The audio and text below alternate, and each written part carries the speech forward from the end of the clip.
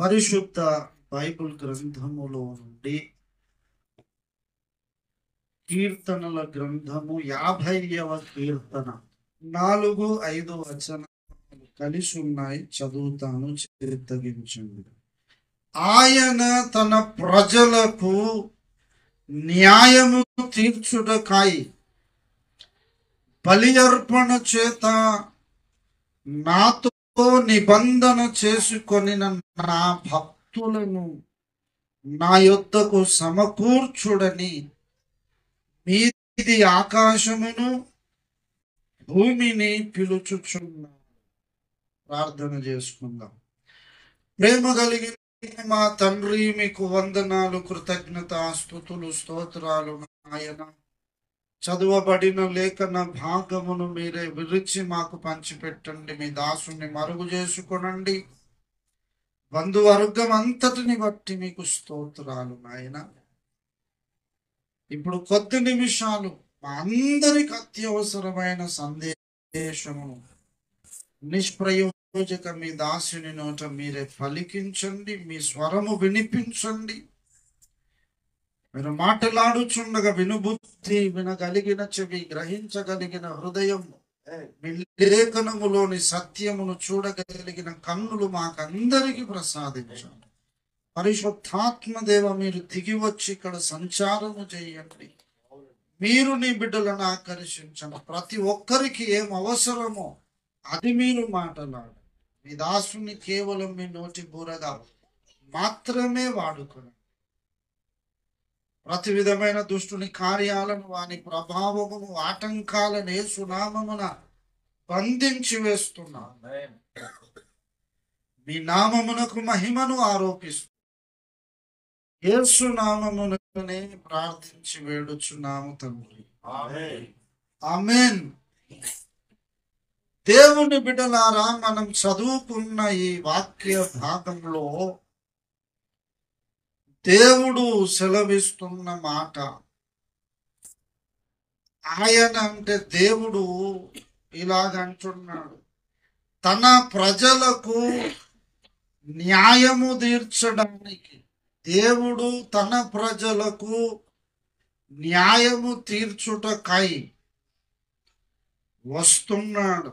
ఇందాక దైవజనులు పాస్టర్ మధు గారు ప్రకటన గ్రంథం 1వ అధ్యాయం 7లో మాట చదివారు.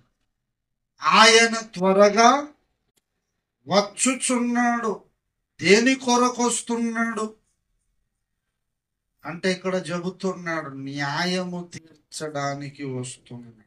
3వ వచనములో మన దేవుడు వేంచేయుచున్నాడు, ఆయన మౌనముగా నుండడు, అగ్ని మండుచున్నది, ప్రచండ వాయువు విసరుచున్నది. మన దేవుడు వేంచేయుచున్నాడు, వస్తున్నాడు. అయితే ఇక్కడ చెప్పిన రావటం ఆయన రెండవ రాకడ. రెండవ రాకడలో ఆయన వస్తాడు, కానీ ముందొకసారి భూమి మీదకి ఆయన వచ్చాడు. రెండవసారి వస్తాడు అని అంటే అర్థమైంది, ముందొకసారి వచ్చాడని అర్థం. ముందొకసారి దేని కొరకు వచ్చాడా? సృష్టికర్త బలి జరిగించడానికి వచ్చాడు, తానే బలి కావడానికి వచ్చాడు. చతుర్వేదాలలో భరత జాతికి గర్వకారణమైన మనకు వారసత్వ సంపద 4 వేదాలు: ఋగ్వేదము, సామవేదము, యజుర్వేదము, అథర్వణ వేదం, అథర్వ వేదం. ఈ 4 వేదాలు వేద ఋషులకు దేవుడు వారికి బయలుపరిచిన సత్యాన్ని, జ్ఞానాన్ని వారు 4 వేదాలలో గ్రంథస్థం చేశారు. ఇప్పటికీ 4000 ఏండ్ల క్రితం, క్రీస్తుకు పూర్వం 2000 క్రీస్తు నుండి క్రీస్తు శకం ఇప్పుడు 2000 ఏండ్లు. అంటే ఇప్పటి నుండి 4000 ఏండ్ల క్రితం ఆంధ్రీయ ఋషులు హిమాలయాలలో తపస్సులు చేసి దేవుణ్ణి వెదికారు, తపో దీక్షలో కూర్చున్నారు, ఆహారం మానేసి సర్వ సంఘ పరిత్యాగులై, అంటే సంఘ సమాజానికి దూరమై ఏకాంతముగా హిమాలయ పర్వతాలలో వారు తపో దీక్షలో కూర్చొని దేవుణ్ణి వెదికారు. ఓ దేవా, నీవెవరో, నువ్వు ఎలాగుంటావు, మేము నిన్నెందుకు చూడలేకపోతున్నాం, అసలు మాకు నీకు గోడగా ఉన్నదేంటి, నీవు మా సృష్టికర్తవని అర్థమైంది, కానీ మిమ్మను చూడలేకపోతున్నాం, మిమ్మల్ని చేరాలంటే మేమేం చేయాలి, మాతో మాట్లాడు నాయన అని తపోదీక్షలో కూర్చొని నెలలు సంవత్సరాలు ఏకాంతంగా గడిపారు. అంటే దేవుణ్ణి వెదికారు, దేవుణ్ణి ప్రార్థించారు. ప్రార్థించినప్పుడు దేవుడు వారికి తన జ్ఞానాన్ని తెలియజేశాడు. జ్ఞానజ్యోతి వారి హృదయములో, మనస్సులలో ప్రకాశించింది. దేవుని బిడ్డలారు, దేవుడు వారితో మాట్లాడాడు, మీరంతా పాపులు, నేను పరిశుద్ధుడను, నాకు మీకు మధ్య మీ పాపాలు అడ్డుగా ఉన్నవి. మానవ జాతి అసలు ఎలాగూ సృష్టింపబడ్డది అనే ఒక ప్రశ్న మనం ఆలోచన చేస్తే, మొట్టమొదట దేవుడు నేల మన్ను తీసుకొని ఒక బొమ్మను చేశాడు. మట్టితో ఒక బొమ్మను చేసి ఆ బొమ్మ ముక్కు రంధ్రాల్లో, నాసిక రంధ్రములలో జీవవాయువును ఊదాడు.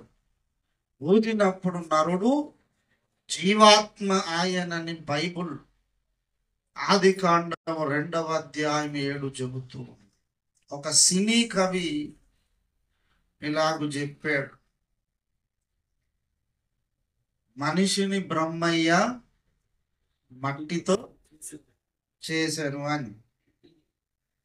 బ్రహ్మ అంటే సృష్టికర్త, బ్రహ్మ అంటే సృష్టి చేసేవాడు, సృష్టికర్త. ఆ సృష్టికర్త మనిషిని ఎట్లా చేశాడు అని అంటే, బ్రహ్మ మట్టితో చేశాడు. మట్టితో మనిషిని చేసిన బ్రహ్మ ఎవరు అనేది మనం గుర్తుపట్టాలి. ఆయననే వేద ఋషులు అన్వేషించారు. మనిషిని మట్టితో నిర్మించిన ఆ బ్రహ్మయ్య పేరే యేసయ్య అని మేము చెబుతూ ఉన్నాం. భారతదేశంలో ధర్మ ప్రచారకులు ఉన్నారు చాలా మంది, జగద్గురువులు అంటారు, విశ్వగురువులు ఏకంగా కొందరైతే. అసలు మానవ జాతి ఎట్లా పుట్టిందో చెప్పండి అంటే వాళ్ళు చెప్పరు. ఒక ఆయన అంటాడు, బ్రహ్మ తలలో నుండి బ్రాహ్మలు పుట్టారు, బ్రహ్మ భుజాలలో నుండి క్షత్రియులు పుట్టారు, బ్రహ్మ ఉదరం అంటే నడుము కడుపు భాగములో నుండి వైశ్యులు పుట్టారు, బ్రహ్మ యొక్క పాదములలో నుండి శూద్రులు పుట్టారు. ఈ 4 చెప్పేస్తాడు. అవును, బ్రహ్మ తలలో నుండి బ్రాహ్మలు, భుజాలలో నుండి క్షత్రియులు, ఉదరములో నుండి వైశ్యులు, పాదాలలో నుండి శూద్రులు. శూద్రులు అంటే ఎవరు? వృత్తులు చేసుకున్న రెడ్డి, కమ్మ, కాపీళ్ళంతా శూద్రుల కిందే. బ్రాహ్మణ, క్షత్రియ, వైశ్యుడు గాని మిగతా వాళ్ళంతా కూడా శూద్రులు. వీళ్ళేటి నుండి పుట్టారట? బ్రహ్మ పాదాలలో నుండి పుట్టారు. ఊరు వెలుపల కొందరిని ఎల్లగొట్టేశారు. వాళ్ళని ఏమన్నారు? పంచములు అన్నారు. చతుర్వర్ణ సమాజం చెప్పారు కదా, 4 లెక్క అయిపోయింది కదా. మరి ఊరు బయట ఉన్నోళ్ళు వాళ్ళను కులం తక్కువ వాళ్ళని, మాలమాదిగలని, రకరకాలుగా దళితులని. మరి వాళ్ళేటి నుండి పుట్టారు సార్? ధర్మ ప్రచారకుడు, జగద్గురువు, విశ్వగురువు చెప్పు అని ప్రశ్నిస్తే జవాబు ఉండదు. మానవ జాతి ఎట్లా పుట్టిందంటే 4 చెప్పినావు. అసలు మన ఇండియాలో ఊరు బయట ఉన్నాడు ఎట్లా పుట్టిండో నువ్వు చెప్పలేవు. మరి నా జగద్గురువు ఎట్లయిండో, విశ్వగురువు ఎట్లయిండో, ఆ గురువులను మరి ప్రజలు ఎట్లా ఫాలో అవుతుండో అర్థం కాదు. అదంతా ఒక భ్రమలో నడుస్తూ ఉంది సమాజం. అంటే వీళ్ళు 4 బ్రహ్మలో నుండి వచ్చాడు. ఈ పంచములు అనబడ్డాడు బ్రహ్మకు సంబంధం లేకుండా వచ్చాడంటే ఇప్పుడు ఎవరు గ్రేట్? మరి బ్రహ్మలో నుండి రాలంటే వాడే స్వయంభవుగా, అంటే ఇది దేవుడి కంటే ఎక్కువ ప్లేస్ ఉన్నట్టున్నాడు. ఏంటిది అంటే సరైన జవాబు లేదు. తలలో నుండి ఇట్లా పుట్టింది కాదు. వీళ్ళు చెబుతున్నదంతా శుద్ధ తప్పు. అసలు సంగతి ఏంటంటే మనిషిని బ్రహ్మయ్య మట్టితో చేసింది. ఆ బ్రహ్మయ్యే యెహోవా దేవుడు, యేసుక్రీస్తు. ఆది కాండం బైబిల్లో చూపిస్తున్నది, చెబుతున్నాడు. 2వ అధ్యాయం 7వ వచనం మనము గమనిస్తే, దేవుడైన యెహోవా నేల మంటితో నరుని నిర్మించి వాని నాసిక రంధ్రములలోని జీవవాయువును ఊదగా నరుడు జీవాత్మ ఆయను. హల్లెలూయా.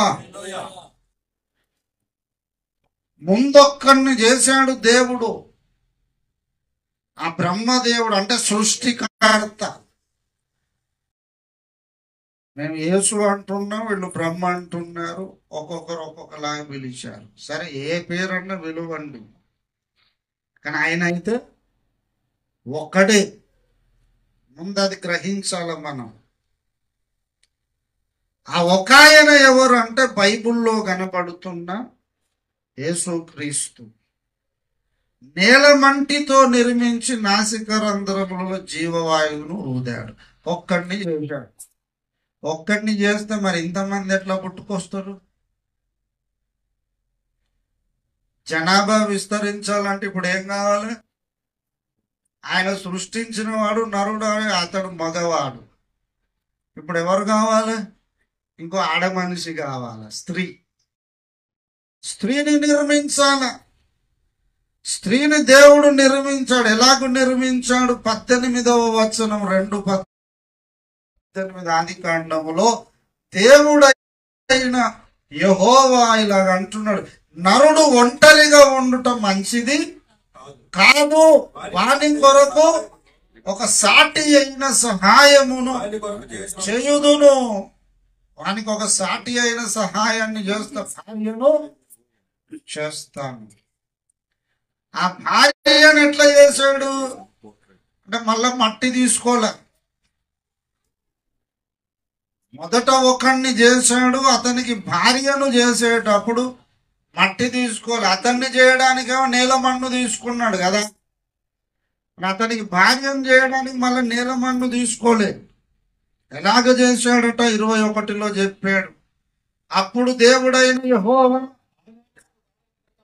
ఆదామునకు గాఢ నిద్ర కలుగజేసి అతడు నిద్రించినప్పుడు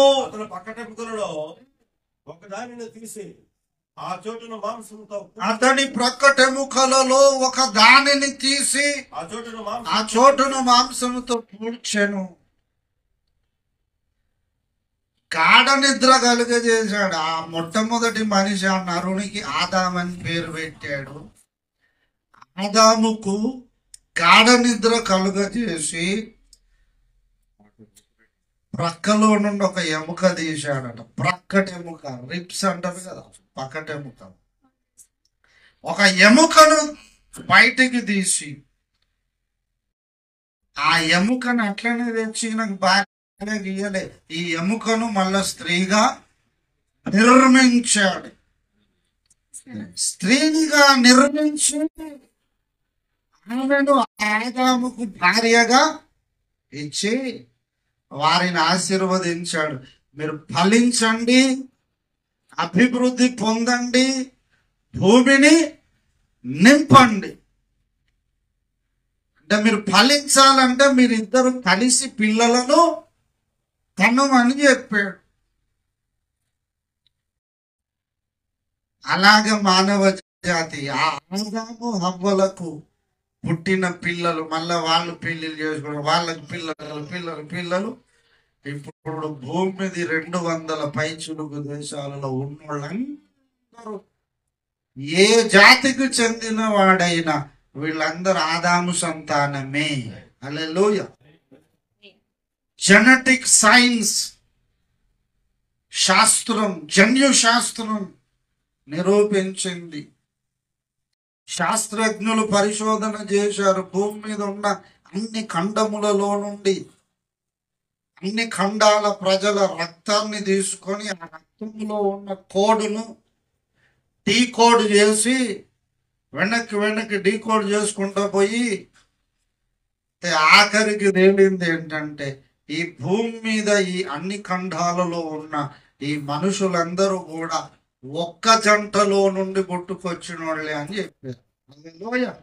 ఎవరో ఒక జంట? ఆదాము. నేల మంటితో నిర్మింపబడ్డ ఆదాము అతనికి భార్యను నిర్మించడానికి అతని ప్రక్కలో నుండి ఒక ఎముకను తీసి నిర్మించిన హవ్వ. వీళ్ళిద్దరిలో నుండి పుట్టుకొచ్చారని సైన్స్ కూడా చెబుతుంది. కానీ మన పెద్దలు ఏం చెప్తారు? బ్రహ్మ తలలో నుండి బ్రాహ్మడు పుట్టాడు, భుజాల నుండి క్షత్రియుడు, ఉదరములో నుండి వైశ్యుడు, పాదములో నుండి శూద్రుడు. అవును, అందరు మొగళ్ళే పుట్టింది.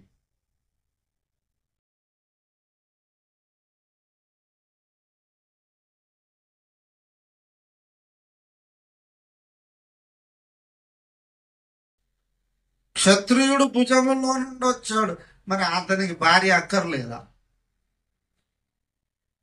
ఇప్పుడు నలుగురు పుట్టారని చెప్పావు. బ్రహ్మ తలలో నుండి భుజములు, ఉదరము, పాదములు. మరి వీళ్ళకి భార్యలు ఏడికేళ్ళు వచ్చారంటే చెప్పడు. మళ్ళీ జవాబు లేదు. దీన్ని బట్టి ఏమర్థమవుతుందంటే ఇదంతా ట్రాష్. అది వాస్తవం. సైన్స్ ఒప్పుకుంటున్నది, బైబిల్ కూడా ఒప్పుకుంటున్నది. ఒక కవీశ్వరుడు కూడా చెప్పాడు, మట్టిలో బ్రహ్మయ్య మనిషిని చేశాడు. మనిషిని బ్రహ్మయ్య మట్టితో చేశానయ్యా. అవును, ఆ కవికి ఆ మాట ఎడికెళ్ళి దొరికిందంటే బైబిల్లోకి వెళ్ళి దొరికింది. హల్లెలూయా. బైబిల్ చెబుతుంది మానవ జాతి యొక్క అసలు ప్రారంభం ఏంటి, ఎలా పుట్టుకొచ్చిందంటే బైబిల్ చెబుతుంది ఆన్సర్.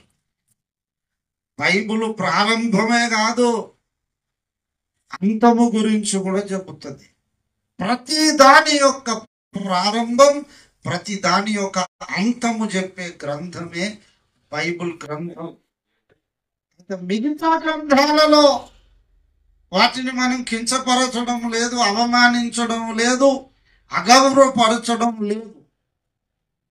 వాటిల్లో కూడా కొంత సత్యం ఉన్నది, కానీ సర్వసత్యం బైబిల్లో ఉంది.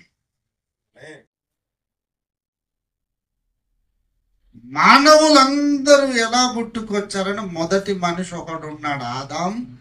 అతనికి ఒక భార్యను దేవుడు అతనిలోని ఒక ఎముకను తీసి నిర్మించాడు, వారిద్దరిని ఆశీర్వదించాడు. అక్కడ నుండి పునరుత్పత్తి ద్వారా మానవ జాతి పుట్టుకొచ్చింది. బయటకు వస్తా ఉంది, విస్తరించింది. అది మానవ జాతి లోపలికి పాపం అనేది ప్రవేశించింది. పాపం అనేది ప్రవేశించింది. ఎట్లా ప్రవేశించింది అంటే రోమా పత్రిక 5వ అధ్యాయం 12లో చెబుతాడు, ఇట్లుండగా ఒక మనుష్యుని ద్వారా పాపము ద్వారా మరణం ఎలాగొచ్చింది? పాపము ద్వారా. పాపం ఎలాగ ప్రవేశించింది? ఒక మనుష్యుని ద్వారా అన్నాడు. ఎవరా ఒక మనిషి? నేలమంటితో నిర్మించబడ్డ మొట్టమొదటి మనిషి ఆదాం.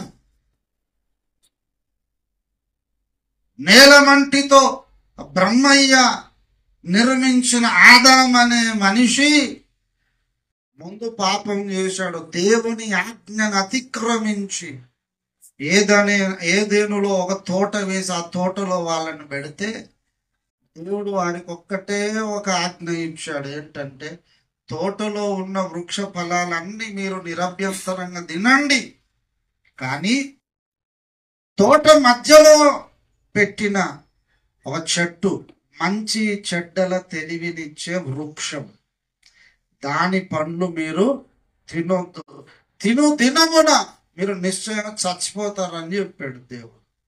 తింటే ఏమవుతుంది? చావు వస్తుంది, మరణం. తినకుంటే మీరు నిత్యత్వం అంతా బ్రతికుంటారు. 100 సంవత్సరాల దాకా ఆదాము అతని భార్య హవ్వ వీళ్ళ పండు తినకుండానే జాగ్రత్త పడ్డారు, దేవుని మాటకు లోబడ్డారు. 100 ఏళ్లకు తోటలోనికి సైతాను గాడు ఎంటర్ అయ్యాడు. సర్పం, వానికి సర్పం అని బిరుదుంది, అపవాద అనే బిరుదుంది, సైతాన్ అని కూడా పిలుస్తారు. వీడు ముందు అవ్వతోని మాట్లాడాడు. మనందరి మూల పితరు మన తల్లి అవ్వతో మాట్లాడాడు. ఆదికాండం 3లో ఆ సంగతి అంతా చెప్పాడు. ఈ తోట చెట్లలోని ఏ వృక్ష ఫలమునైనా దేవుడు తినొద్దన్నాడా క్వశ్చన్. అవునా అని ప్రశ్న. అప్పటిదాకా డౌట్ ఉండదు మనకి. ఎవడన్నా నిజంగానే ఏమైంది? అప్పటిదాకా లేని డౌట్ ఒకటి కొత్తగా పుట్టుకొస్తుంది. అవును తినొద్దు అన్నాడు. ఎందుకు తినొద్దన్నాడు? మేము చావకుండా ఉన్నట్లు తినొద్దన్నాడు. తింటే చచ్చిపోతాం. వీడన్నాడు సైతాన్ గాడు, మీరు చావనే చావరు, ఆ పండు తింటే మీ కన్నులు తెరవబడతాయి, తర్వాత మీరు మంచి చెడ్డ ఏదో ఎరిగిన వారు అవుతారు, ఆ తర్వాత మీరు దేవతల వలె ఉందురు అన్నాడు. వాడు దేవతల్లాగా అయిపోతారు, దేవుళ్ళు అయిపోతారు, మీరు దేవుడు అయిపోతావు అంటే అప్పుడు అవ్వకు డౌట్ వచ్చింది. ఆహా, ఎందుకు తినొద్దు అన్నాడు ఆ దేవుడు అని. పండు తిన్నది. తిన్నాక పోయి తన భర్త అయిన ఆదాముకు, మన మూల పితరుడు మొట్టమొదటి నరునికి కూడా ఇచ్చింది. ఆయన కూడా తిన్నాడు. దేవుడు ఏం చెప్పాడు? ఆ పండు దినమున మీరు చచ్చిపోతారు. వీళ్ళు తిన్నారు. తినగానే ఏం కావాలి? వెంటనే కావాల, న్యాయంగా అయితే దేవుని మాట ప్రకారం. కానీ దేవుడు కనికరము కలిగిన దేవుడు కనుక వెంటనే సంపలేదు. తినగానే చావు రాలేదు, ఆ చావును కొంచెం లేటుగా వచ్చేటట్టుగా చేశాడు. పండు తిన్నందుకే ఇప్పుడు అందరి లోపలికి పాపం వచ్చింది. పాపం అంటే ఏంటి? దేవుని ఆజ్ఞకు లోబడకపోవడమే పాపం. ఇప్పుడు రోడ్డు మీద పోతున్నాం, బండి మీద సిగ్నల్ వస్తుంది, చౌరస్తాలో సిగ్నల్ ఉంటుంది, ఎర్ర లైట్ పడ్డదానికి ఏం చేయాలి? రెడ్ సిగ్నల్ అయితే అందరూ ఆగాలి. అక్కడ స్టాప్ లైన్ గీసి ఉంటుంది తెల్లగా లోపల. గ్రీన్ లైట్ పడ్డప్పుడు పోవాలి, ఎర్ర లైట్ పడితే ఆగాలి.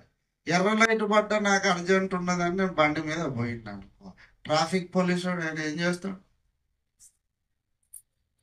బండి పక్కకి దియ్య, నేను తప్పించుకొని పోయినా, ఇప్పుడైతే తప్పించుకోనికి లేదు. ఎక్కడ పడితే అక్కడ సీసీ కెమెరాలు, ట్రాఫిక్ పోలీసు వాళ్ళు మంచిగా వెనక్కి వెళ్ళి ఫోటో తీస్తారు.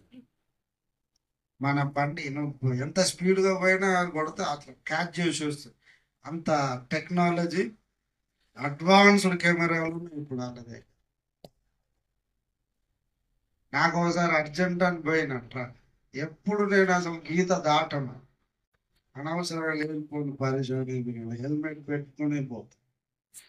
సార్ అర్జెంట్ ఉన్నదని పోయినా, అసలు నాకు తెలియదు, జనరల్గా పోయిన ఫోటో తీసినప్పుడు మంచిగా ఇప్పుడు అప్లోడ్ చేస్తే, ఓపెన్ చేసి చూస్తే మంచిగా అంత స్పీడ్గా పోతే నంబరు ఏం చెప్పింది సార్, ఫాస్ట్ డేంజరస్ డ్రైవింగ్ అట, ఓవర్ స్పీడ్ డేంజరస్ డ్రైవింగ్ అని 1000 రూపాయల 35, 1035 ఇక కట్టాలి. బాధ అనిపించింది ఉత్తకుండా. 1035 అంటే 1035 అంటే ఏంటిది, బియ్యం బస్ట్ వస్తుంది, ఇట్లా రేషన్ నడుస్తుంది. అసలే ఇబ్బందుల్లో ఉన్నాం అందరం, కట్టాలి తప్పదు. అంటే ఆజ్ఞ రూల్ పెట్టినప్పుడు దానికి లోబడకపోవడమే పాపం, దాన్ని మీరడమే పాపం. బైబుల్ చెప్పింది ఆజ్ఞాతిక్రమమే. ఆదాము కూడా తిన్నాడు అంటే ఇప్పుడు దేవుని ఆజ్ఞను అతిక్రమించడానికి పాపం జరిగిపోయింది. ఆదాము చేసిన పాపాన్ని బట్టి లోకములోనికి మరణం అనేది వచ్చింది. ఒక మనుష్యుడు అంటే ఆదాము పాపం చేశాడు. ఆదాము ద్వారా లోకంలోనికి ఏమొచ్చింది, అందరి లోపలికి పాపం వచ్చింది. పాపాన్ని బట్టే మరణం ఎందుకు వస్తుందంటే అందరికీ చావు ఇష్టమా? ఎవరికన్నా ఇష్టమా? ఎవరికి ఇష్టం లేదు. మళ్ళీ మన జగద్గురువులు, ధర్మ ప్రచారకులు ఏం చెప్తారా, మరణం అనేది సహజం అంటున్నారు. అవును, మరి మరణం సహజం అయితే దాన్ని ఏం చేయాలి, ఆస్వాదించాల, ఎంజాయ్ చేయాలి కదా. ఎంజాయ్ చేస్తున్నాం, ఇష్టం అనిపించట్లేదు అంటే అది సహజం కాదు. మనిషికి ఆకలి వేయడం సహజం. ఆకలి వేస్తే ఏం చేస్తాం, భయపడతామా? అమ్మో ఆకలి వేస్తుంది ఎట్లా ఎట్లా అంటాం, మంచిగా శుభ్రంగా వడ్డించుకొని. దాహము సహజం, దాహం అవుతుంది, అయ్యో దాహం అవుతుంది ఎట్లా ఎట్లా అంటావా, చక్కగా బాటిల్లో అందుబాటులో ఉన్న తీసుకుంటూ తాగేస్తాం. దాహం వేసినందుకు ఎవడు భయపడడు, బాధపడడు. ఆకలి వేసినందుకు బాధపడడు, భయపడు. వేయకపోతేనే భయం. ఏమో సార్ నాకు ఆకలి అయితే లేదు. ఆకలి కాకుండా మంచిదే కదరా భయ్, రేషన్ మిగులుతుంది. పిల్లలు సరిగా తినట్లేదు అనుకోండి, ఏం చేస్తారు తల్లిదండ్రులు, సార్ వీడు అన్నం తింటలేడు సరిగ్గా అని డాక్టర్ దగ్గర తీసుకుపోతారు, ఎక్స్రే తీస్తారు, స్కానింగ్, ఆకలి మందు. ఏదో అన్నం తింటలేడు, మంచిదే కదా, బయటకి 3 పూటలు రేషన్ మిగులుతుంది. వాడు సేవ్ చేస్తుండు, నీకు పొదుపు చేస్తుండు కదా. అట్లట్లే సార్ తినాల, వాడు మంచిగా తినాలి. ఆకలి కాకపోతే బాధ, అయితే బాధ కాదు, మంచిగా లాగించేస్తుంది. కానీ మరణం సహజం కాదు. అది సహజం అని అంటాడు ఈ వాడికే పీకల మీదకి వచ్చింది అనుకో, హాస్పిటల్ కూడా బతకాలని కోరుకుండదా? 100 ఏళ్ళు బ్రతికిన ఒక పెద్ద ఆయన దగ్గరికి కూడా పోయి, తాత నీకు బతకాలనుగా సావాలను అంటే ఏమంటాడు,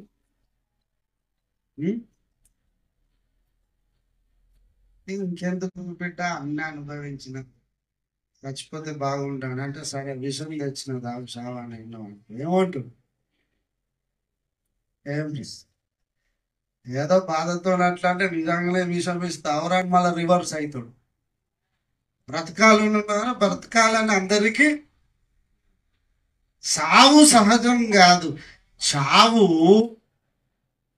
మన పాపానికి వస్తున్న ప్రతిఫలం. ఇక్కడ ఒక పాయింట్ వస్తుంది. పాపం చేసింది ఎవరు? పండు తిన్నది ఆదాం కదా. మరి నీకు నాకెందుకు మరణం వస్తుంది? ఆలోచించారా ఎప్పుడన్నా? పండు తిన్నది ఎవరు? ఆదాం తిన్నాడు, హవ్వ తిన్నది. మనం తిన్నామా? మనం తినలే కదా. మనకెందుకు మరణం వస్తుంది? మనకెందుకు వస్తుందంటే మన లోపల జన్మ పాపం ఒకటి ఉన్నది. అది అసలు సంగతి. మొట్టమొదట మనిషి తెలుసుకోవాల్సిన పాఠం ఏంటంటే మానవుడు జన్మతః పాపి. జన్మ పాపం అంటే ఏంటిది అంటే పోయిన జన్మలో చేసుకున్న పాపం ఈ జన్మలో వచ్చింది అనేది కాదు. అదంతా ట్రాష్. బైబుల్ చెప్పేది ఏంటంటే ఆదాము అనే మన అందరి మూల పితరుడైన ఆదాము దేవుని ఆజ్ఞ అతిక్రమించి పండు తిన్నాడు కదా. పాపం చేసింది ఆయన. ఆయన పాపం మనకు కూడా అంటుకున్నది. ఎట్లా అంటే ఆదాము యొక్క రక్తమే మనందరి లోపల. ఆదాము రక్తమే అతని పిల్లలకు వచ్చింది. ఆ పిల్లల రక్తమే వారి పిల్లలకు వచ్చింది. అంటే ఆదాము రక్తమే మనవల్లోకి వచ్చింది, మనవల్లోకి వచ్చింది. అన్ని తరాలలో ఇప్పుడు ఎన్ని జాతులు ఉన్నాయో అన్ని జాతులు కూడా ఆదాము రక్తం పంచుకొని పుట్టినోళ్ళే. కాలక్రమేణా కొన్ని గ్రూపులు ఏర్పడ్డాయి, బ్లడ్ గ్రూప్స్. ఏ పాజిటివ్, బి పాజిటివ్, ఓ అని, నెగిటివ్, ఏ నెగిటివ్, బి నెగిటివ్, ఇవి ఇట్లా గ్రూపులైనవి. కానీ బేసిక్ గా రక్తం ఆదాముదే.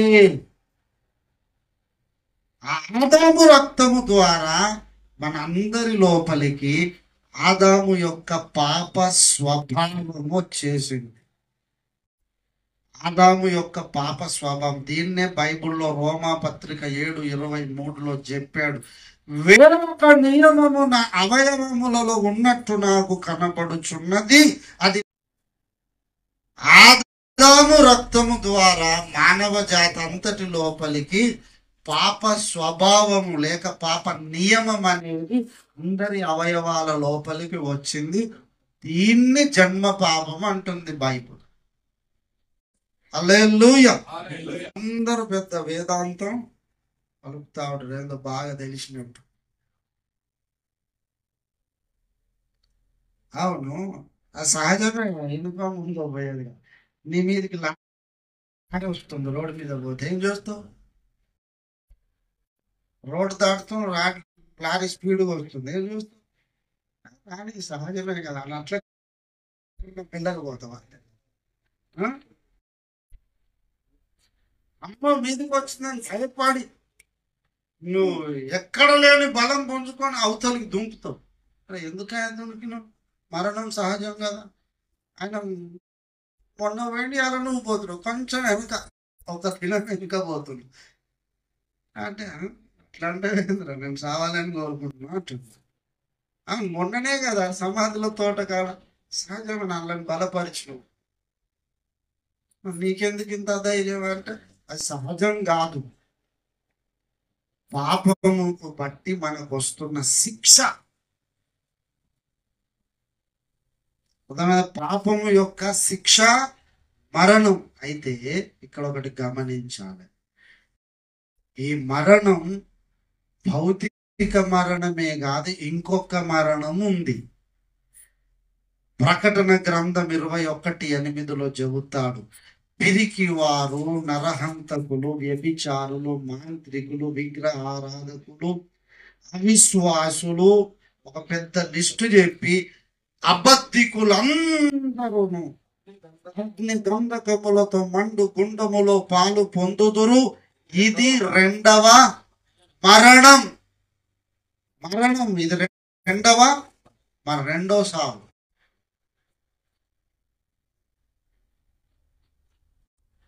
చాలా మంది బాధలు సస్తేనన్న ఈ బాధ పోతుంది, సస్తేనన్న పీడ పోతుంది అనుకుంటాడు. వాళ్ళకు ఇంకొకరి సంగతి కాదు. కానీ నేను చచ్చిపోతానన్న ఈ బాధలు తప్పుతాయి అనుకుంటాం కదా. నీకు బాధలు తప్పాయి, చచ్చినాక అసలు బాధ మొదలైంది. నరకాగ్ని గుండం, అగ్ని గంధకములతో మండు గుండములో పాలు పొందుతారు. ఇది రెండవ మరణం అన్నాడు. భౌతికంగా చచ్చిపోతాం కానీ ఇంకో మరణం ఉంది, అగ్ని గంధకములతో మండు గుండం. దాన్నే నరకం అంటారు. అయ్య గారు గుర్తు చేశారు, మధువయ్య గారు. వేదాల్లో హైందవ గ్రంథాల్లో చెబుతున్న నరకం ఉన్నదని. స్వర్గం ఉంది, నరకం ఉంది. ముస్లిం సోదరులు చెప్తున్నారు, ఖురాన్ గ్రంథం చెబుతుంది జన్నత్ హై और జోదక్ भी है. జన్నత్ అంటే పరలోకం, స్వర్గం. జోదక్ అంటే నరకాగ్ని గుండం ఉన్నదని వాళ్ళు చెప్పారు. బైబిల్ కూడా ఏం చెప్పింది? పరలోకం ఉంది, నరకాగ్ని గుండం ఉన్నదని. ఇప్పుడు వేదాలు చెప్పినాయి, ఖురాన్ చెప్పింది, బైబిల్ చెప్పింది. ఇన్ని మత గ్రంథాలన్నీ కలిసి చెబుతూ ఉంటే నువ్వు నిర్లక్ష్యంగా ఉంటే ఎట్లా మరి? గుండానికి పోతాం చచ్చిపోయినాక, ఆసక్తి ఉండదు, వేదన అనుభవిస్తాం. అగ్నిలో అక్కడ అగ్ని ఆరదు, వారి పురుగు చావదన్నాడు బైబుల్. నిత్య నరకాగ్ని గుండం, ఎప్పుడు మంటలు మండుతూనే ఉంటాయి, కాలుతూనే ఉంటాం నిత్యత్వం. భౌతికంగా చావు వచ్చింది కానీ అక్కడ పోయినాక అక్కడ చావు లేదు. అగ్ని ఆరదు, పురుగు చావదు. నిత్యత్వం అంతా మనం వేదన అనుభవిస్తాం. అయితే ఈ నరకాగ్ని గుండం అనే రెండవ మరణం జాగ్రత్త వినాలి, ముగించేస్తున్నాడు. నరకాగ్ని గుండమైన రెండవ మరణమైన భౌతికంగా మనకు వస్తున్న మరణమైన దేన్ని బట్టి వచ్చింది? రోమా 6:23 చెప్పుకున్నాను, పాపము వలన వచ్చు జీతం మరణం. అంటే పాపాన్ని బట్టి మనకు మరణం, అంటే నరకాగ్ని గుండం వచ్చింది. ఇప్పుడు ఈ నరకాగ్ని గుండాన్ని తప్పించుకోవాలంటే ఈ నరకాగ్ని గుండం అనే మరణం పాపాన్ని బట్టి వచ్చింది కాబట్టి పాపము నుండి మనము విడిపించబడాలి. హల్లెలూయ. పాపానికి విరుగుడు చెయ్యాల. ఎవరు చెయ్యాల? మనుషులైతే చెయ్యలేరు, దేవుడే చెయ్యాలి.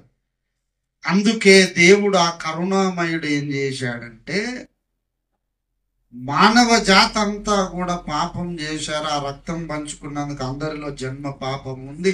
ఈ పాపాన్ని బట్టి వచ్చిన మరణం నరకాగ్ని గుండం అనే రెండవ మరణం కూడా వచ్చింది. అందులోకి పోతే ఇక వానికి నాకు ఎప్పటికీ సంబంధం ఉండదు.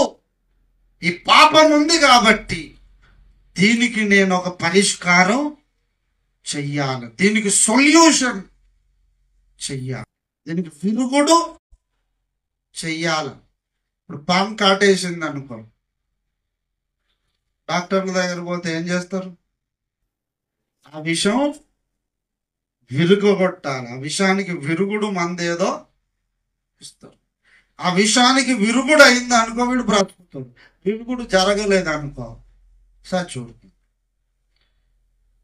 ఇప్పుడు మరణం నరకాగ్ని గుండం అనే మరణమైన భౌతిక మరణమైన పాపాన్ని బట్టి వచ్చింది కాబట్టి ఈ పాపానికి విరుగుడు చెయ్యాలని దేవుడు. ఎట్లా చెయ్యాలంటే రక్తము చిందించుట ద్వారా, బలి జరిగించుట. బలి అంటే ఒక అమాయక జంతువును దాని మీద బలి ఇస్తే రక్తం చెందుతుంది. ఆ రక్తముతో మానవుల యొక్క పాపానికి ప్రాయశ్చిత్తం చేయాలి, విరుగుడు చేయాలని దేవుడు శాసనం చేసి, ఆదామవ్వలు ముందు పాపం చేశారు కదా, వాళ్ళ కొరకు కూడా దేవుడు ఆదికాండం 3:20-21 అక్కడ మీరు చదివితే అక్కడ వాళ్లకు చర్మపు చొక్కాయలు తొడిగించాడంట. అంటే 2 జంతువులను బలి ఇచ్చి ఆ రక్తంతో ప్రాయశ్చిత్తం చేసి ఆ జంతు చర్మాన్ని చొక్కాలుగా కుట్టించి వాళ్ళకు తొడిగాడు. జంతు బలులు ఇంట్రొడ్యూస్ చేశాడు దేవుడు. జంతు బలులను రక్త ప్రోక్షణ జరిగించమని మానవ జాతికి దేవుడే నేర్పించాడు. అయితే ఇక్కడ ఒక విషయం, ఆ పరిచయం చేసిన దేవుడే హెబ్రీ పత్రిక 10వ అధ్యాయం 4వ వచనములో ఒక మాట అన్నాడు. హెబ్రీ 10:4లో, ఏలయనగా ఎడ్ల యొక్కయు మేకల యొక్కయు రక్తము పాపములను తీసివేయుట అసాధ్యం. అంటే ఎడ్లు మేకల యొక్క రక్తం అంటే జంతు రక్తము పాపములను తీసివేయుట అసాధ్యం. అంటే ఇంపాసిబుల్, సాధ్యం కాదు. మరి జంతు రక్తం పాపాలను తీయదట, తీసివేయ నేరదు, సాధ్యం కాదు. మరి ఏం తీయాలి అంటే అందుకే దేవుడు ఏం చేశాడు, ఆ పరమాత్ముడే, ఆ సృష్టికర్తని భూమి మీద మనిషిగా పుట్టాడు. మన వంటి రక్త మాంసముల శరీరం ఒకటి ధరించుకొని భూమి మీద మనిషిగా పుట్టి మన అందరి కోసం మనకు బదులు మన పాపాలన్నీ తన మీద మోపుకొని 2000 ఏళ్ల క్రితం సిలువలో బలి అయినాడు. హల్లెలూయా. ఆ బలిని గురించే మనం చదువుకున్న మూల వాక్యం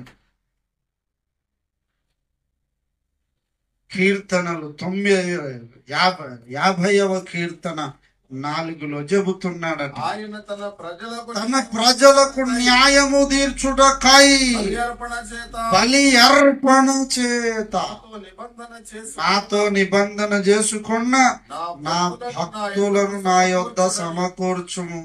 ఇక్కడ వినండి, ఇప్పుడు రెండవ రాకడలో వచ్చినప్పుడు న్యాయం తీరుస్తాడనే మాట ఉన్నది. అయితే వీళ్ళకి న్యాయం ఎలా తీరుస్తాడట? బలి అర్పణ చేత ఆయనతో నిబంధన చేసుకున్న, ఒప్పందం చేసుకున్నాడు. బలి అర్పణ అన్నడా, బలి అర్పణలు అన్నడా? ఏకవచనమా బహువచనమా? ఏకవచన సంబోధన. బలి అర్పణ చేత అంటే జంతు బలులు చాలా జరిగినాయి.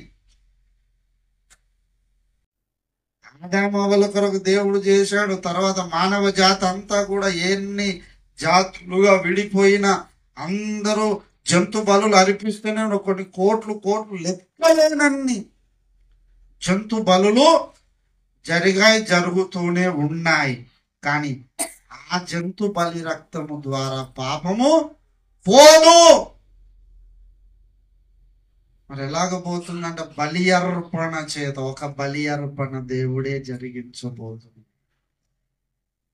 అదేంటంటే దేవుడే మనిషి భూమి మీద పుట్టి ఆయనే బలి అవుతాడు. హల్లెలూయా. బలి అయి తన పరిశుద్ధ రక్తాన్ని చిందిస్తాడు. ఆ రక్తము ద్వారా మనము దేవునితో నిబంధన చేసాం. రక్తం మన పాపాలను తీసివేస్తుంది. జంతు రక్తం తీయదు, యేసు రక్తం తీసివేస్తుంది. అందుకే ఇందాక హెబ్రీ 10:4 చదివాం కదా, కొంచెం కిందికి చదువుదాం. కాబట్టి ఆయన అంటే ఎవరైన సృష్టికర్త అయిన దేవుడు, ఆది యందున్న వాక్యము, ఓంకార స్వరూపుడు, నాద బ్రహ్మం, ఆ పరమాత్ముడు ఈ లోకములో ప్రవేశించేటప్పుడు ఏం చెబుతున్నాడట? బలియు అర్పణ నీవు కోరలేదు గాని ఒక శరీరమును అమర్చితివి. హల్లెలూయా. బలి అర్పణ నీవు కోరలేదంటే ఏ బలి కోరలేదు దేవుడు? జంతు బలి కోరలేదు. ఇప్పుడు 50వ కీర్తనలు కూడా ఉంటాడు అదే మాట, అక్కడ ఉటంకించాడన్నమాట. మీరు అది అలా పెట్టుకొని 50వ కీర్తనలోనికి రండి. 7వ వచనము నుండి మనము కిందికి చదివితే, నా జనులారా ఆలకించుడి, ఇశ్రాయేలు ఆలకింపము, నేను దేవుడును, నీ దేవుడును, నేను నీ దేవుడను, నేను దేవుడను, నీ దేవుడను. నేను నీ మీద సాక్ష్యము పలికెదను. నేను నీ మీద సాక్ష్యము పలికెదను. నీ బలుల విషయమై నేను నిన్ను గద్దించుటలేదు. నీ దహన బలుల నిత్యము నా ఎదుట కనబడుచున్నవి. నీ ఇంట నుండి కోడినైనను నీ మందలను పొట్టేళ్లనైనను నేను తీసుకొనను. అడవి మృగములన్నీ 1000 కొండల మీది పశువులన్నీ నావే కదా. కొండలలోని పక్షులన్నిటినీ నేను ఎరుగుదును. నా వశమై ఉన్నది.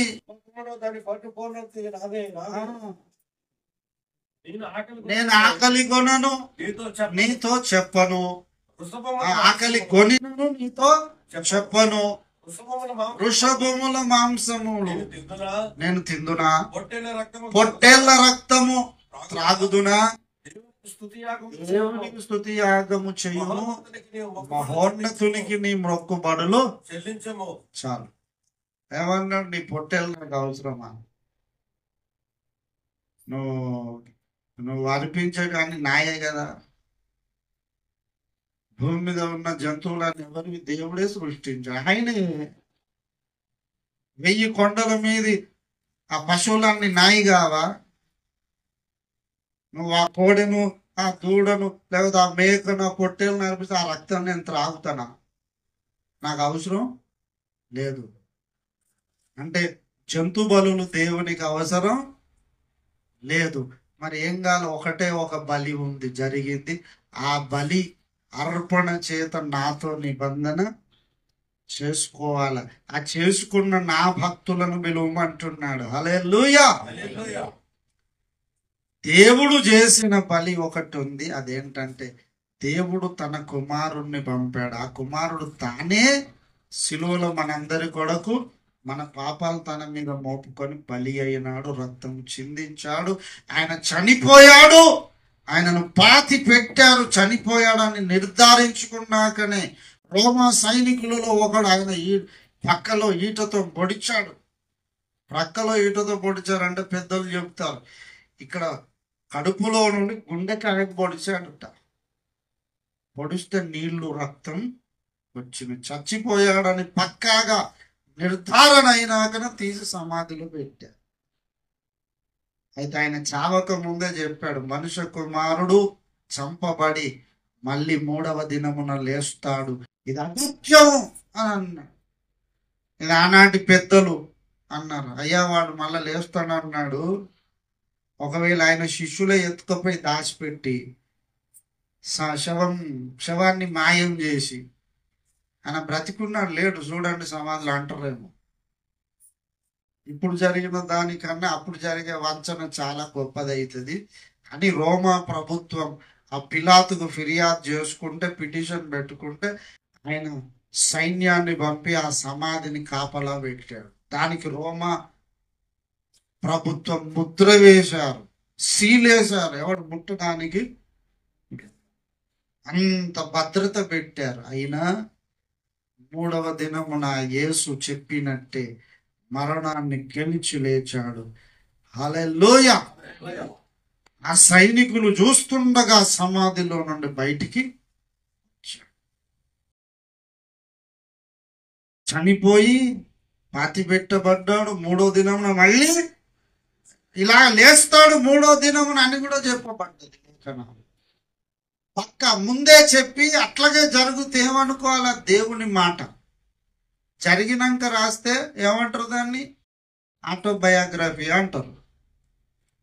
జరిగిన చరిత్ర ఇక్కడ ఉంది కదా, కాకతీయుల చరిత్ర. కాకతీయులు ఇట్లా చేస్తారని ముందే ఒక గ్రంథంలో రాసి ఉందా? లేదు. జరిగిన చరిత్ర తర్వాత ఎవరో చరిత్రకారులు గ్రంథస్థం చేశారు. కానీ యేసయ్య చరిత్ర జరిగినాక రాసింది కాదు, జరగక ముందే కొన్ని 100,000 సంవత్సరాల క్రితమే వేద ఋషులు తపస్సులు చేశారన్నాం ఇండియాలో. అక్కడేనేమో అబ్రహామును దేవుడు ఏర్పరచుకొని అబ్రహాముతో మాట్లాడాడు. ఇశ్రాయేలు జనాంగం ఏర్పరచుకొని మోషే ద్వారా వారికి ఒక ధర్మశాస్త్రం ఇచ్చాడు. అందులో చెప్పిన మాటలు మనకు వేదాలలో ఋషులు చెప్పిన మాటలకు చాలా పర్ఫెక్ట్ మ్యాచింగ్ ఉంది. ప్రజాపతి అన్నారు సృష్టికర్తను, అంటే భూమిని, ఆకాశం, నిన్ను, నన్ను మొత్తం సృష్టించిన వాడు. ఆ ప్రజాపతికి వేదాలలో 39 బిరుదులు ఉన్నాయి. అందులో ఒక బిరుదు ఏంటో తెలుసా? ప్రజాపతి అగ్ని, అంటే అగ్నిదేవుడు అన్నారు. ప్రజాపతిని అగ్ని అని ఎందుకు అన్నారు? సృష్టికర్తను అంటే అగ్ని వలె ఆయన పరిశుద్ధుడని. బంగారం ఉంది, అందరు పెట్టుకుంటారు కదా, స్త్రీలు పురుషులు కూడా పెట్టుకుంటారు. బంగారం అంటే చాలా ఇష్టం. నెక్లెస్ అన్నా చేపించినావు, గిన్నెలా పెళ్లి చేసుకు అని భర్త వెంట పడే భార్యలు కూడా ఉన్నారు. కొందరు ఎందుకే అవి తీసుకోపోతాం అనే వాళ్ళు కూడా ఉన్నారు. కానీ బంగారాన్ని క్లీన్ చేయాలని మీరు ఎక్కడికి పోతారు? హౌస్లో దగ్గర, హౌస్లో ఆయన అంటారా? పోతే ఏం చేస్తాడు ఆయన? దీన్ని క్లీన్ చేయాలంటే మంచిగా సర్ఫ్ ఎక్సెల్ పౌడర్ వేసి అలా నానబెడితే లోపల ఉన్న మురికి పోతా. క్లీన్ చేయాలంటే ఏం చేస్తాడు? అగ్నిలో కాలుస్తే ఏమైంది? సర్పు నీళ్ళలో నానబెడితే మీద ఉన్నది పోతుంది దుమ్ము, కానీ దాని లోపల ఉన్నది పోదు. బంగారాన్ని భూమిలో నుండి తీసినప్పుడు దాని ప్యూర్గా ఉండదు, మట్టి, మస్టు, రాయి కూడా ఉంటుంది అందులో మిక్స్ అయ్యి. అగ్నిలో కాల్చినప్పుడు ఏమవుతుంది అంటే ఆ రాయి, మట్టి, మస్టు, మురికి అంతా పోయి క్లీన్ అవుతుంది. శుద్ధ స్వర్ణం, క్లెన్స్డ్ గోల్డ్, తగదగ మెరుస్తుంది. అవును, ఈ అగ్ని ఆ బంగారాన్ని అంతా క్లీన్ చేసింది కదా, అందులో ఉన్న మురికి అంతా తీసింది కదా. ఈ అగ్నికి ఏమన్నా మురికి అంటుద్దా? మళ్ళా అంటుద్దా? అంటుడు. మరి వేద ఋషులకు దేవుడు బయలుపరుచుకుంటే వాళ్ళు ప్రజాపతి అగ్ని అని ఎందుకు రాశారో తెలుసా? సృష్టికర్త అయిన దేవుడు అగ్ని వలె పరిశుద్ధుడు. అందరి పాపాలు శుద్ధి చేస్తాడు, కానీ ఆయనకు పాపము అంటదు. అగ్ని వలె అతడు పరిశుద్ధుడు అనే పాఠం చెప్పడానికి. ఆ పాఠం చెప్తే మనోళ్ళు అగ్గి ముట్టించి పొయ్యిలో పెట్టుకున్న మంటే దేవుడేమో కారణం. వాళ్ళు చెప్పింది ఒకటి మనకు అర్థమైంది, వాళ్ళు చెప్పింది మొక్కుమని కాదు. పొయ్యి ముట్టించి కట్టెలు పెట్టి మంట పెట్టుకుంటాం కదా. ఈ అగ్ని దేవుడు అయితే చెంబడి నీళ్లు పోస్తే దేవుడు ఆరిపోతాడా? ఆరిపోడు కదా. మరి ప్రజాపతిని అగ్ని అని ఎందుకు చెప్పారు వేద ఋషులు? అంటే వాళ్ళు ఏదో సందేశం మనకి ఇచ్చారు, మన వాళ్ళు దాన్ని క్యాచ్ అపార్థం చేసుకొని ఉంటా. ఆయనను సూర్యుడు అని కూడా అన్నారు. ఆదిత్యుడు, ప్రజాపతి ఆదిత్యుడు అంటే సూర్యునికి దండం పెడుతున్నారు. అగ్నిగోళం అదే, దాన్ని చేసినాడు కూడా సృష్టికర్తే. మరి సృష్టికర్త ఆకాశంలో కనబడే రోజు సూర్యోదయం ఆయన సంధ్యావందనాలు, సూర్యవందనాలు, నమస్కారాలు ఎందుకు చేస్తున్నారు? అంటే వేద ఋషులు చెప్పిన సందేశం ఒకటి, వీళ్ళు అర్థం చేసుకున్నది ఇంకో. సృష్టికర్త సూర్యుని వంటి వాడని చెప్పారు, అంతే. సృష్టికర్త సూర్యుని వంటి వాడు అంటే అర్థం ఏంటి? సూర్యుడు లేకపోతే మనకు వెలుగు, సూర్యుడు ప్రకాశం రాకపోతే మనకు అనారోగ్యాలు వస్తాయి. మన కరోనా వచ్చింది కదా, కరోనా వచ్చినప్పుడు డాక్టర్లు ఏం చెప్పారు? ఎవరికైతే డి విటమిన్ లోపం ఉంటుందో వాళ్ళందరికీ కరోనా అటాక్ అవుతుంది. కాబట్టి అందరూ డి విటమిన్ టాబ్లెట్లు వారానికి ఒకటి, కొందరు 2 రోజులు కూడా మిగుతూనే పోయారు. డి విటమిన్ అనేది ఎట్లా ప్రొడ్యూస్ అవుతుందో తెలుసా? ఉదయకాలము సూర్యకిరణాలు వస్తాయి కదా, ఆ ఎండకు మనం ఉండాలి. ఆ కాంతి మన చర్మం మీద పడితే మన శరీరములో ఆ కిరణాలకు, ఆ వేడికి, ఆ వెచ్చదనానికి డి విటమిన్ ఉత్పత్తి అవుతుంది. అంటే సూర్యుడు లేకపోతే మనకు డి విటమిన్ లేనోడికి ఏదన్నా రోగం తాకితే అంతే, మటాష్ తొందరగా ఎఫెక్ట్ అవుతుంది. ఎఫెక్ట్ కావద్దంటే వ్యాధి నిరోధక శక్తి ఉండాలి. నిరోధక శక్తి నీళ్ళు ఎక్కువ ఉండాలంటే డి విటమిన్ ఉండాలి. అంటే అనారోగ్యాలు వస్తాయి. సూర్యుడు లేకపోతే వెలుగు లేదు, పంటలు కూడా సరిగా పండవు. వ్యవసాయదారులకు తెలుసు, పొలం వరి పంట పండించినప్పుడు మధ్యలో ఏదైనా పెద్ద చెట్టు ఉందనుకో, యాప చెట్టు, మామిడి చెట్టు, మామిడి చెట్టు లేక ఆ చెట్టు నీడ ఎంత దూరం పడుతుందో అక్కడ ఎక్కువ గింజలు వస్తాయి. ఎండ తగిలిన చోట ఎక్కువ గింజలు, నీడబడ్డ ప్రాంతంలో గింజలు వస్తాయి కానీ తక్కువ వస్తాయి. ఎందుకు అంటే దీనికి తగిలాల్సినంత సూర్యరశ్మి, సూర్యకాంతి దాని మీద పడలే. సూర్యుడు లేకపోతే చీకటి, మన బ్రతుకే చీకటి అన్నమాట. కాబట్టి దేవుడు లేకపోతే మనం చీకటి. సృష్టికర్త సూర్యుడు అని ఎందుకు చెప్పారు? సూర్యుని వంటి వాడని చెప్పారు. బైబుల్లో యేసయ్యకు నీతి సూర్యుడు అనే బిరుదు ఉంది, అగ్ని అనే బిరుదు కూడా ఉంది. వేదాలలో చెప్పిన 39 ఉన్నాయి కదా, అగ్ని, సూర్యుడు యేసయ్యకు ఉన్నది ఆ బిరుదులు. వాయువు అన్నారు, వాయువు అంటే గాలి. గాలి కనబడదు అంటే దేవుడు కూడా కనబడని వాడు అదృష్టుడు. గాలి అంతటా ఉంటుంది, దేవుడు కూడా అంతటా ఉన్నాడు, సర్వ వ్యాపకుడు అనే పాఠం చెప్పారు. ఎన్నో ఉన్నాయి. ఇప్పుడు అవన్నీ ఒకటొకటి చెబితే ఏదో పండుగని పిలిచి మంచిగా భోజనం పెట్టి కొంచెం మంచిగా ఉందామంటే వీడేంద్ర భయ విడిచిపెడతలేరా అనుకోకుండా. మళ్ళీ సాయంత్రం కూడా మాకు ఇంకో ప్రేయర్ ఉంది, హైదరాబాద్ పోవాలి, సమయం లేదు. ఆ దేవుని గురించి మొదలు పెడితే అయిపోదు అంశం. ఎన్ని ఏళ్ళైనా మన లైఫే సరిపోదు. అంత అద్భుతమైన వ్యక్తి ఆయన యేసయ్య. హల్లెలూయా. అగ్నితో, వాయువు అంటే అంతటా ఉంటుంది. గాలి లేకపోతే మా ఊపిరి ఆగిపోతుంది. అవునా కదా? గాలి పిలుస్తున్నాం కదా, అందరు ముక్కు మూసుకోండి ఒక 5 నిమిషాలు. 5 నిమిషాల దాకా కాదు, 3 నిమిషాలకే వీళ్ళు ఊపిరి పోతుంది, సచ్చూరుకుంటుంది. అంటే సృష్టికర్తను వాయువుతో ఎందుకు పోల్చారంటే ఆయన లేకపోతే నువ్వు బ్రతకలేవు, ఊపిరి వంటి హల్లెలూయా. సూర్యుడితో ఎందుకు పోల్చారంటే సూర్యుడు ఎంతమంది ఉన్నారు ఆకాశంలో? దేశానికో సూర్యుడు ఉంటాడా? కులానికో సూర్యుడు ఉంటాడా? ఉన్న ఒక్క సూర్యుని వేడికే తట్టుకోలేకపోతుంది. ఇప్పుడు ఫిబ్రవరి అయిపోతే మార్చి ఎంటర్ అవుతుంటే మొదలు శివరాత్రి తెల్లారి నుండి క్లైమేట్ పక్కన మారిపోతుంది, చెమటలు కడుతుంది. హాయిగా అందరు కాశంలో డాక్టర్లు ఎండలో తిరగకండి, వడదెబ్బ, ఏమన్నా ప్రయాణాలు ఉంటే రాత్రి పూట చేసుకోండి, లేదా 10 గంటల లోపల ప్లాన్ చేసుకోండి. ఇవన్నీ ఎందుకు చెప్తారు? ఆ వేడికి తట్టుకోలేక చచ్చిపోతారు కూడా. కాబట్టి సూర్యుడుతో దేవుడు ఒక్కడే ఉంటాడు. కాబట్టి కులానికో సూర్యుడు, దేశానికో సూర్యుడు ఉండడు గనక సృష్టికర్త ఒక్కడే అని చెప్పడానికి. దేవుడు ఒక్కడే, బ్రహ్మ అద్వితీయం అన్నది వేదాలు. అద్వితీయం అంటే ఇద్దరు కాదు, ఒక్కడే అని. బ్రహ్మ ఒక్కడే, సృష్టికర్త ఒక్కడే. అయితే ఇప్పుడు పాయింట్ ఏంటంటే ఆ ఒక్కడు ఎవరు అనేది మనం నువ్వు గుర్తుపట్టాలంటే అగ్ని లాంటి పరిశుద్ధుడు ఎవరు? యేసు అందరి పాపాల కొరకు ప్రాయశ్చిత్తం చేశాడు, బలి అయినాడు, కానీ ఆయనలో పాపము లేదు. అంటే అగ్ని వల్ల పరిశుద్ధుడు.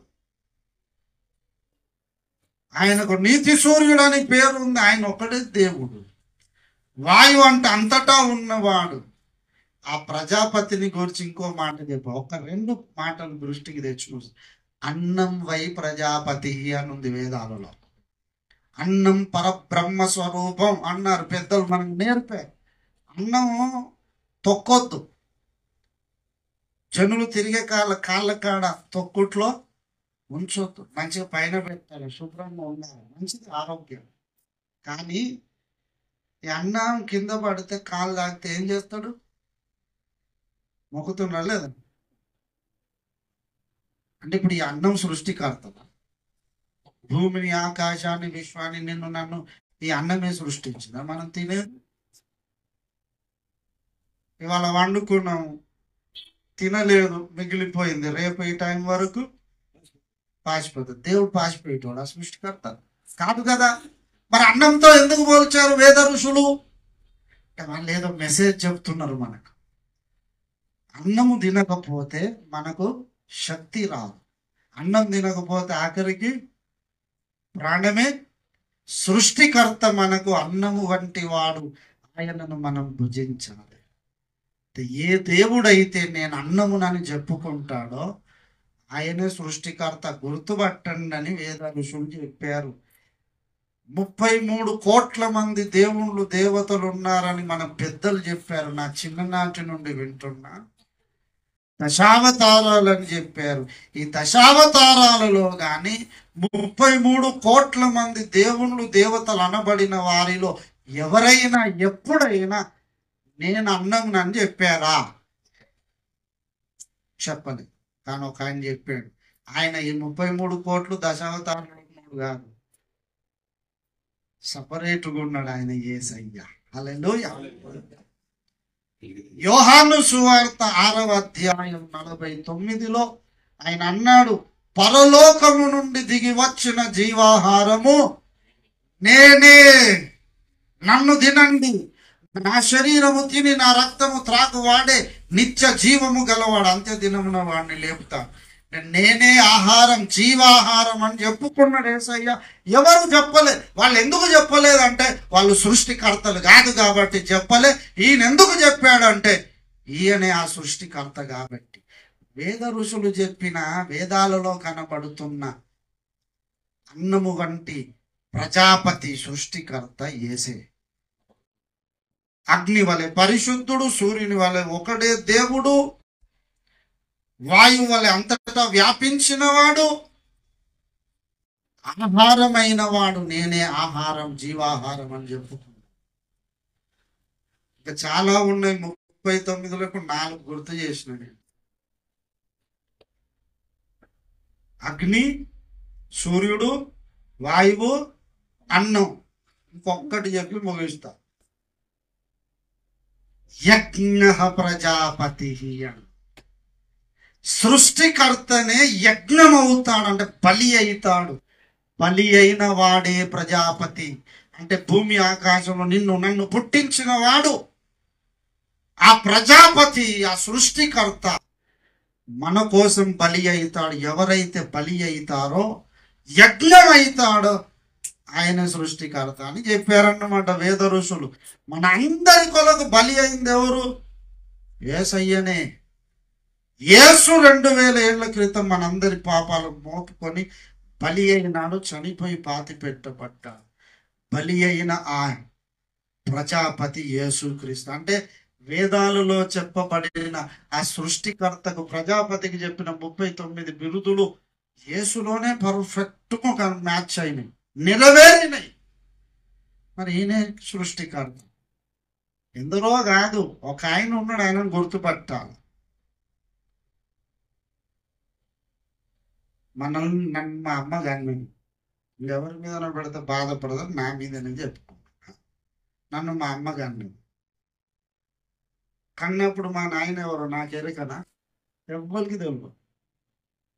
ఎవరు చెప్తారు? తల్లి చెప్పిన డాడీ రా మీ నాన్న అని కదా. ఆమె పరిచయం చేసి కాబట్టి డాడీ అంటున్నాం, అంతేనా? ఏ తల్లి అయినా పుట్టిన బిడ్డకు మా నాయన ఎవరంటే మా ఆయన నల్లగా ఉన్నాడు, పొట్టుకున్నాడు, వీడిని చెప్పాలి, ఇంకొకరిని చెప్తుందా? ఏ తల్లి చెప్పు. పొట్టిగా ఉండని, నల్లగా ఉండని, ఎత్తి పనులు ఉన్నాయి, బట్టతాలు ఉన్నాయి, ఏమన్నా ఉన్నాయి, ఇద్దడే మీ నాన్న. నీ జన్మకు కారకుడు ఒకడే. ఒకవేళ ఒక స్త్రీ ఆమె తిరిగిపోతాయి, ఎంతమంది మగాళ్ళతో ఒకవేళ సంబంధం ఉన్నా అందరి కారకులు కాదు, నా జన్మకు ఒకడే ఎవడో ఉన్నాడు, తండ్రి నేను నాయన అని పిలవాలి. అర్థమైందా? ఎవరి మీద అంటే బాధపడతారని నా మీద పెట్టుకొని చెప్పేసి ఒకవేళ ఆ స్త్రీకి ఎంతమంది ఇంకా అనేక మంది పురుషులతో సంబంధం ఉన్న అందరూ ఆ వ్యక్తి పుట్టుకకు కారకులు కాదు, ఎవరో ఒకరే. మనందరి తండ్రి మన సృష్టికర్త ఒక ఆయన ఉన్నాడు. ఎవరు ఆయన? గుర్తుపట్టాలి. ఎవరిని పడితే వాళ్ళని ఆయన అను కదా. ఆ బిడ్డకు చెప్పింది, మీ నాయన మా నాయన అంత బాగాలేడు, బట్టతల ఎత్తుకోండు అని. వీడు పక్క ఇంట్లో అంకుల్ని చూసి మంచిగా ఉన్నాడు, ఈయన మా డాడీ అంటాడు. వీడు అంటే ఓర్పుకుంటుందమ్మా, ఏ బలక కొడుతుంది, బుద్ధి లేదురా. పక్కింటో అంకుల్ అనాలే కదా, అంకుల్ అనాలి, మామ అనాలి, లేకపోతే బాబాయ్ అనాలి, ఇంకేమన్నా అనవచ్చు, కానీ డాడీ అనొద్దు. డాడీ ఒకడే ఉన్నాడు.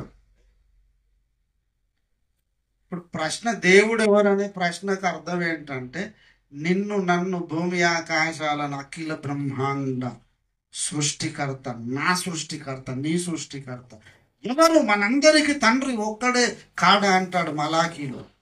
ఒకడే మనందరి తండ్రి. ఆయనను గుర్తుపట్టండి. ఎట్లా గుర్తుపట్టాలి సార్?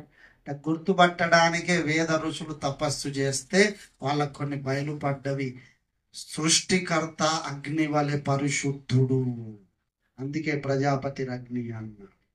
ఆయన అదృశ్యుడు, అందరికి కనబడేటోడు కాదు కాబట్టి వాయువుతో పోల్చాడు, అంతటా ఉన్నవాడు. ఆయన సూర్యుని వల్ల ఒకడే ఉన్నాడు. 20-30 మంది, 100 మంది, కోట్ల మంది దేవుళ్ళు దేవతలు లేరు. ఈ దేవుళ్ళు దేవతలు మనం అనుకున్నాం, కానీ అసలు కర్త ఒకడే, అసలు దేవుడు ఒకడే ఉన్నాడు, ఆయనే. అందుకే సూర్యుడు అన్నారు.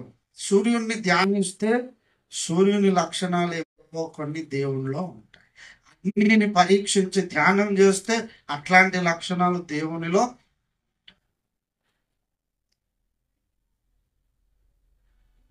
అలాగే అన్నం వై ప్రజాపతి, అన్నం తినకపోతే బ్రతకం.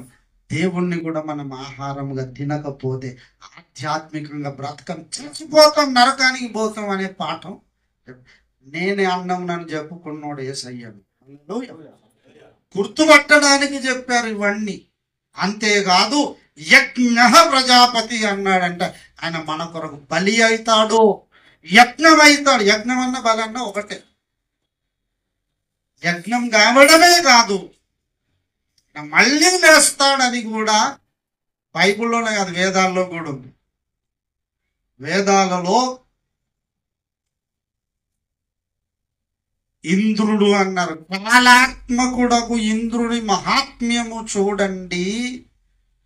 అతడు యవనస్తుడుగా ఉన్నప్పుడు ఒక మహత్కార్యం చేస్తాడు. అదేంటంటే, నిన్న మరణించిన వాడు ఈరోజు బ్రతికి ఉన్నాడు, సజీవుడై ఉన్నాడు. అంటే కాలాత్మకుడకు ఇంద్రుడు నిన్న చనిపోయాడు, మళ్ళా బ్రతుకుడు. అంటే చచ్చిపోయి మళ్ళా బ్రతుకుతాడు అన్నాడు.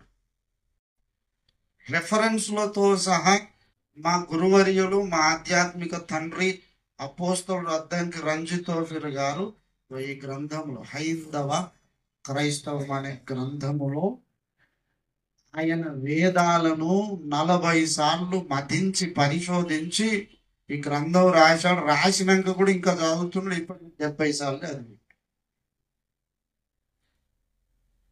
వేదాల మనోళ్ళు చెప్తా ఉంటారు పెద్దోళ్ళంతా, వైదిక ధర్మం అవలంబించు, వేదాలు కావాలి, ఇంకే గ్రంథం వద్దు, బైబిల్ ఎందుకు రమ్మని. మన వేదాలు చదివినాం అంటే చాలా మంది, 199 మంది అసలు వేదం అట్ట కూడా చూడు. మా గురువారి చూశాడు, మేము కూడా చదువుతున్నాం. ఇందులో రెఫరెన్సులు ఇచ్చాడు, రెఫరెన్సులతో సహా చెప్పాడు. దాదాపుగా 115 రెఫరెన్సులు వేదాలలో కనబడుతున్న ఆ లక్షణాలన్నీ కూడా ఒక్క యేసులోనే పర్ఫెక్ట్ గా మ్యాచ్ అవుతాయి. 33 కోట్ల మంది దేవుళ్ళు దేవతలు అనబడిన వారిలో కాదు, దశావతారాలలో కూడా కనబడదు, యేసులోనే అని నిరూపించిన గ్రంథం. హల్లెలూయ. కాలాత్మకుడకు ఇంద్రుడు చనిపోయి మళ్ళీ లేస్తాడు. అలాగే చనిపోయి లేచిన వాడు యేసే. అంటే కాలాత్మకుడగు ఇంద్రుడు యేసే. హల్లెలూయా. ఆ యేసు మన పాపాల కొరకు బలి అయినాడు, తన రక్తాన్ని చిందించాడు. ఆయన రక్తములో మన పాపాలను మనం ఒప్పుకోవాలి. యేసయ్యా, ఇంతకాలం నాకు అర్థం కాలేదయ్యా, వేద ఋషులు, బైబుల్, పురాణ అన్ని గ్రంథాలు కలిసి నిన్ను కూర్చో చెబుతున్నాను. సృష్టికర్త అంటే ఒకడే ఉంటాడు. నా తండ్రి ఒకడే, జన్మనిచ్చిన భౌతికంగా జన్మనిచ్చిన తండ్రి ఒకడే ఎలా ఉన్నాడో మనందరికీ తండ్రి ఒకడు ఉన్నాడు, సృష్టికర్త.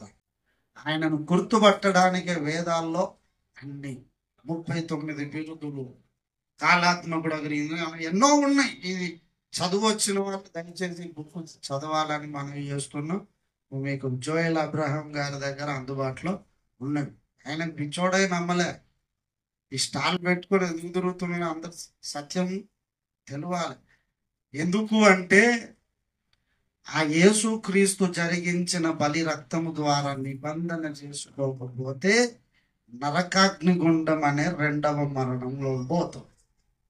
నరకం నుండి నేను తప్పించుకున్నా, నా అన్నదమ్ములు, అక్క చెల్లెలు, నా తల్లి కాదు, నా బంధువులు అందరూ, నా భారతీయులు, నా ఫ్రెండ్స్ అందరూ తెలుసుకోవాలి, నరకానికి పోవద్దని ఆయన బాధ.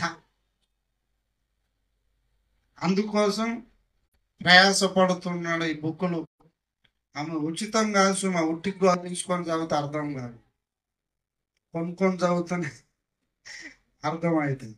ఉచితం అంటే మరి దీని ప్రింటింగ్ ఖర్చు అంతా నెత్తి మీద పడుతుంది. ఇప్పటికే మా అయ్యగారు ప్రచారం 8 కోట్లకు అప్పయింది ఆయనకి. ఇప్పటికి దగ్గర మేము అడిగేది ఏంటంటే దీని ప్రింటింగ్ కాస్టే. మీరు ఎక్కువ ఇస్తే కూడా తీసుకుంటారు, కానీ ఉత్తగా అయితే ఎవరు తీసుకోవద్దు, చదువుకోవద్దు. ఊరికే తీసుకుంటే కూడా దాని విలువ తీసుకొని మూలకు పడేస్తాం. పైసలు పెట్టుకుంటే కొంచెం ఆసక్తి ఉంటుంది.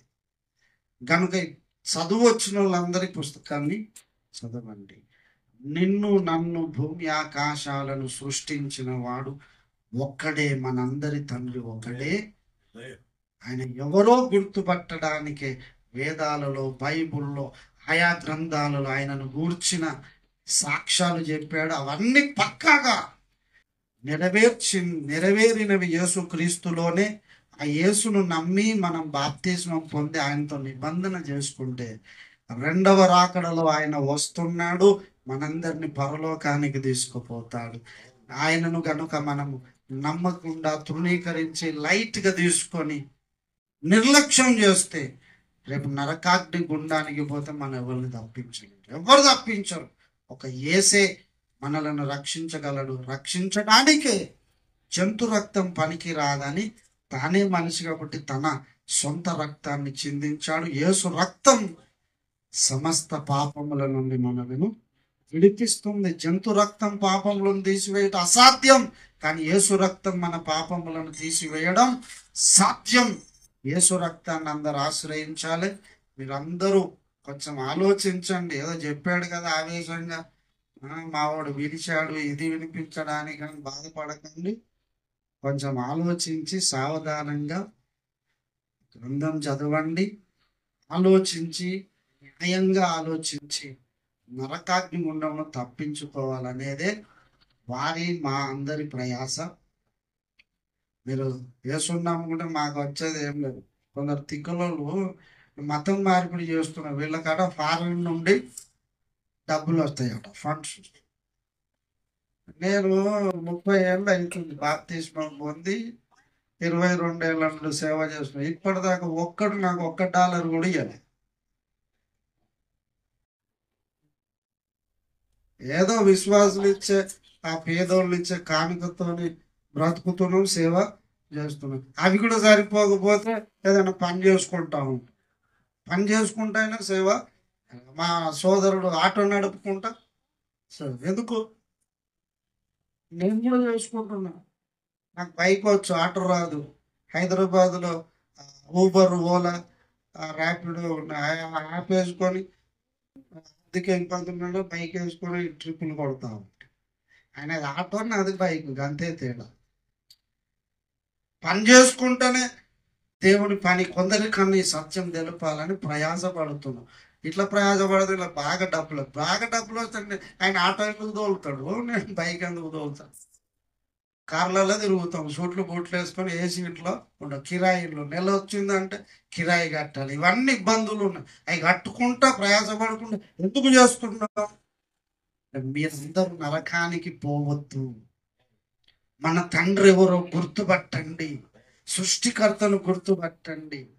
బైబిల్లోనే కాదు, వేదాలలో ప్రకృతిలో ఎన్నో సాక్ష్యాలు ఉన్నాయి.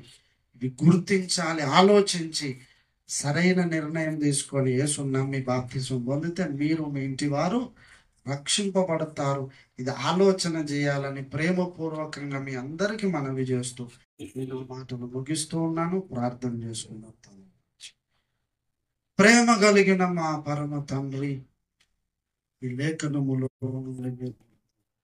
మాటలాడి మా తండ్రివి నీవేనని లేఖనాధారాలతో వేదాలలో ఆయా రీతులుగా నువ్వు సాక్ష్యం నిలబెట్టావు. ఆ సాక్ష్యాలను బట్టి నీవే యేసే మా తండ్రి, మా సృష్టికర్తని గుర్తించగలిగిన ధన్యత ఇచ్చారు.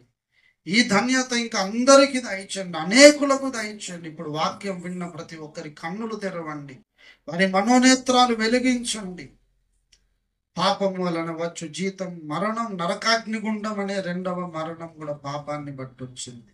ఈ పాపానికి విరుగుడు చేయడానికే నీవు నరావతారం ఎత్తావు. బలి అయి తిరిగి మూడవ దినమున లేచావు. నీ రక్తము ద్వారా, నీ రక్తములోనే మా పాపాలు కడుక్కొని నీతో నిబంధన చేసుకోవాలని, నిబంధన చేసుకుని నీ భక్తులని నువ్వు రెండవ రాకడలో పిలిచి తీర్పు తీర్చడానికి, న్యాయము తీర్చడానికి వస్తున్నావని, నిత్యత్వం అంతా నీతో మమ్మను పరలోక రాజ్యములో నీతో మేము ఉండే భాగ్యం ఇవ్వడానికి రెండవసారి వస్తున్నాం అనే పాఠం చెప్పారు. విన్న ప్రతి ఒక్కరి హృదయాలలో మీ ఆత్మ కార్యం జరుగునుగా. పరిశుద్ధ రక్త ప్రోక్షణ కిందికి ఈ విన్న వాక్యం విన్న ప్రతి బిడ్డను, ఈ సందేశం విన్న వారందరినీ తెస్తున్నాం. యేసయ్యా, మీ పరిశుద్ధాత్మను కుమ్మరించండి, మీరు కార్యం చేయండి. రక్షణ ఆనందముతో వారిని నింపండి. రక్షణ లేని వారికి రక్షణనివ్వండి. రక్షణ పొందిన వారిని రక్షణను ఆనందించుటకు, సర్వ సత్యములోనికి, సంపూర్ణ సిద్ధిలోనికి సాగిపోవడానికి కృపచూపమని మరి కూటమి ఏర్పాటు చేసుకున్న జోయల్ గారిని, తన కుటుంబాన్ని, సంఘాన్ని దీవించండి. ఏ ఉద్దేశంతో వారిది ఏర్పాటు చేశారు, ఉద్దేశం వారి బ్రతుకులో, అందరి బ్రతుకుల్లో నెరవేర్చారు. 2022 మా అందరి మీద నుండి క్షేమముగా దాటి చేశారు. 23వ సంవత్సరంలో ఈ మొదటి నెల 20 రోజుల వరకు క్షేమమునిచ్చారు. ముందున్న నెలలు, దినములు అన్ని కూడా మా మీద నుండి క్షేమముగా దాటే చేయండి. మేమెవ్వరం కూడా నిర్లక్ష్యముగా ఉండక సత్యమును గుర్తించి, సత్యదేవుణ్ణి గుర్తించి రక్షణ పొంది, రక్షణను ఆనందిస్తూ మీ సాక్షులుగా ముందుకు సాగిపోవడం చూపండి. యేసు నామముననే ప్రార్థించి వేడుచున్నాము తండ్రి. ఆమేన్. ఆమేన్.